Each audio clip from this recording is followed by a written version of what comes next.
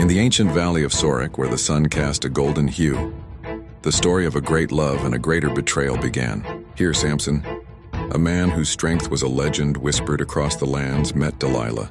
He was instantly captivated by her enchanting beauty, his powerful gaze softening with an admiration he had never known. She in turn offered a smile that held both promise and a hint of a deep unfolding mystery, drawing the mighty Nazarite into her world. But shadows were gathering unseen by the love-struck hero. In the dimly lit corners of Philistine courts, a dark conspiracy was forged. The lords of the Philistines, Samson's sworn enemies, approached Delilah in secret. They laid before her a tempting bribe, 1,100 shekels of silver from each of them, a fortune beyond imagination. Her task was simple yet treacherous: to uncover the source of Samson's impossible strength. A conflict flickered in her eyes as she weighed the cold, hard silver against the warmth of Samson's affection. The deception began. Night after night, Delilah pressed Samson, her voice a sweet poison. "Tell me the secret of your great strength." First, she tried binding him with 7 fresh bowstrings, but he snapped them as if they were singed threads. Next, she used new ropes that had never been used. Yet he broke them from his arms with equal ease. Frustrated but persistent, she wove the 7 locks of his hair into the web of a loom, only to watch him awaken and pull away the loom and its pin effortlessly. With each failed attempt, his laughter echoed, but her smile grew tighter, her frustration mounting into a quiet resolve.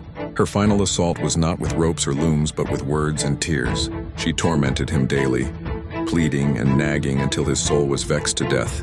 Exhausted and vulnerable, resting his head in her lap, Samson finally surrendered his sacred secret.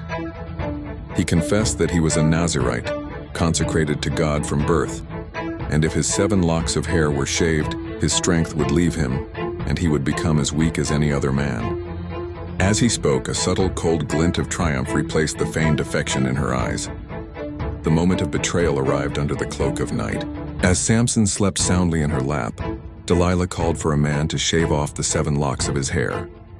The sharp blade slid through his consecrated hair, and with each falling lock, his power drained away. As she cried out, "The Philistines are upon you, Samson," he awoke to a living nightmare. The soldiers who had once fled from him now rushed in, easily overpowering the now weakened giant. His struggle was brief and futile. His downfall was swift and brutal. The Philistines, showing no mercy, gouged out his eyes, plunging him into a world of perpetual darkness. Bound in bronze shackles, the once feared champion was reduced to a slave, grinding grain in a Gaza prison.